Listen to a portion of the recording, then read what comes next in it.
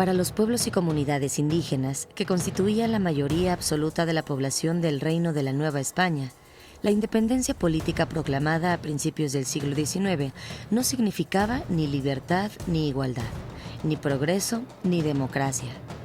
La desigualdad se agravó durante la segunda mitad del siglo XIX, después de las reformas liberales.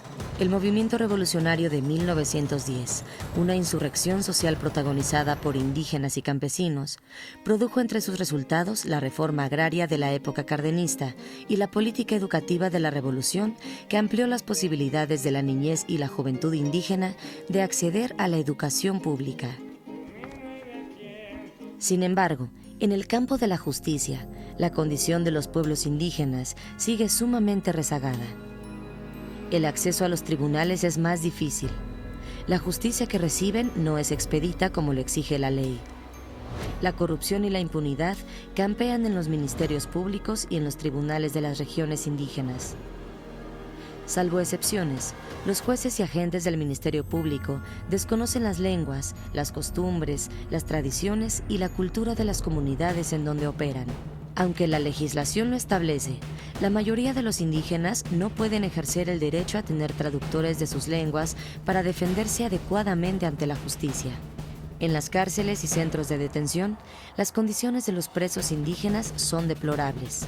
Particularmente vulnerables, víctimas de numerosos abusos, son las mujeres y las jovencitas indígenas. Muchos son víctimas de acusaciones falsas, detenciones arbitrarias y fabricación de delitos.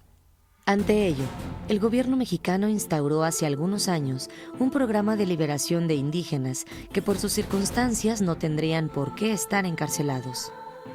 Desde tiempos ancestrales, las comunidades indígenas practican sus propias formas de derecho, es decir, su derecho indígena, que algunas veces es llamado por otros usos y costumbres.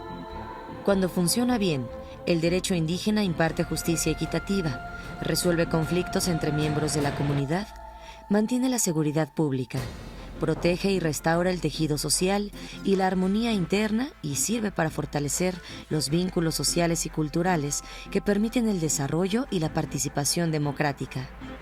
Los festejos del bicentenario del inicio de la independencia y el centenario de la revolución son el momento para que los pueblos indígenas de México puedan ejercer libremente sus propias normas legales y puedan esperar y obtener, con igualdad y confianza, la justicia que durante tantos siglos les ha sido negada.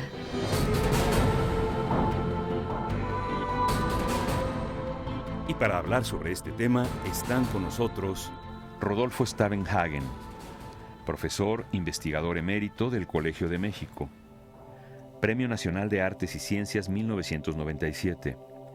Fue relator especial de la ONU para los Derechos Humanos de los Pueblos Indígenas. Fue subdirector general de la UNESCO para las Ciencias Sociales, miembro del Consejo de la Comisión Nacional de Derechos Humanos, presidente fundador de la Academia Mexicana de Derechos Humanos. Marta Sánchez nació en el pueblo amuzgo de Xochistlahuaca, Guerrero. Pertenece al Consejo Guerrerense 500 años de Resistencia Indígena, AC. Fundadora de la Casa de Salud de la Mujer Indígena, Manos Unidas. Coordinadora general de la Asamblea Nacional Indígena Plural por la Autonomía, ANIPA. Directiva estatal de la Coordinadora Guerrerense de Mujeres Indígenas, CGMI. Delegada indígena en las Naciones Unidas. Larisa Ortiz. La licenciada Larisa Ortiz, indígena de Puebla, es funcionaria de la Comisión de Derechos Humanos del Distrito Federal y coordinadora de la controversia constitucional que presentaron 300 municipios indígenas ante la Suprema Corte por estar inconformes con el procedimiento que llevó a cabo el Congreso de la Unión para la reforma constitucional indígena en 2000.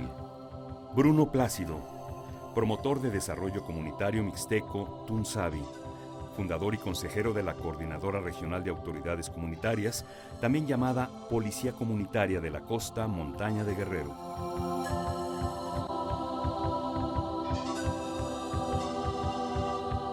Hola, bienvenidos a un programa más de nuestra serie sobre los pueblos indígenas hoy. En este programa vamos a tratar un problema y un tema realmente preocupante, que es el de los derechos el derecho y la administración de justicia con respecto a los pueblos indígenas de nuestro país. Tenemos infelizmente una larga historia en que la llamada justicia ha sido injusticia para los pueblos indígenas. Los estudios recientes que hacen los especialistas nacionales y extranjeros demuestran que sigue habiendo fuerte discriminación contra hombres y sobre todo mujeres indígenas en el sistema de administración de justicia a varios niveles. Sigue habiendo falta de acceso a una verdadera justicia para la mayoría de los indígenas en nuestro país, a pesar de que el acceso a la justicia pronta y expedita es un derecho humano constitucionalmente e internacionalmente establecido.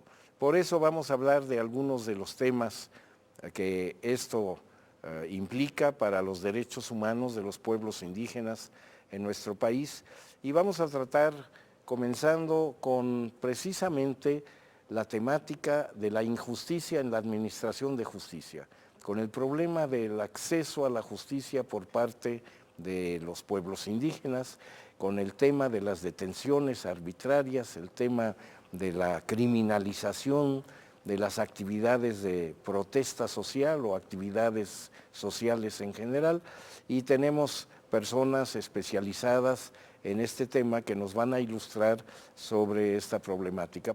Yo iniciaría diciendo que, bueno, mi ser mujer y mi ser indígena es un proceso de identidad que tengo y que tenemos muchas mujeres en este país, que tenemos para poder avanzar de lo individual a lo colectivo y gozar de lo colectivo también y construir de lo colectivo para poder desde lo individual tener acceso a una vida plena, una vida fundamental y una vida no solo digna, sino una vida que garantice los derechos fundamentales. Y en este país, hablar de las mujeres indígenas en el proceso de la justicia es reconocer que ha habido un proceso de mucha injusticia encarnada en los rostros de mujeres, que ha costado vida de las mujeres, la seguridad de los pueblos indígenas. Creo que la militarización es un tema y es un problema actual en el cual las mujeres indígenas estamos pues siendo objeto de vejaciones, ¿verdad? Objeto de discriminación, objeto de violaciones sexuales, violaciones de derechos humanos encarnadas en los rostros y en las historias de las mujeres indígenas, no solo de hoy, sino del pasado y también del futuro inmediato en las nuevas generaciones que ya están viviendo estas violaciones individuales y colectivas. Es un proceso en construcción. La ciudadanía de las mujeres indígenas, a pesar que justamente estamos celebrando a nivel nacional o conmemorando el 57 aniversario del derecho femenino, para las mujeres indígenas todavía eso es una realidad en construcción, del cual pues se debe a muchas políticas del Estado, pero también a otras realidades que estamos transformando a nivel comunitario. Se oye decir con frecuencia que los indígenas son discriminados en el sistema de administración de justicia por factores culturales, porque algunos no hablan bien o entienden bien el castellano, porque no conocen la justicia, como que si se le quiere echar la culpa a los indígenas por el hecho de que sean discriminados en el sistema de administración de justicia.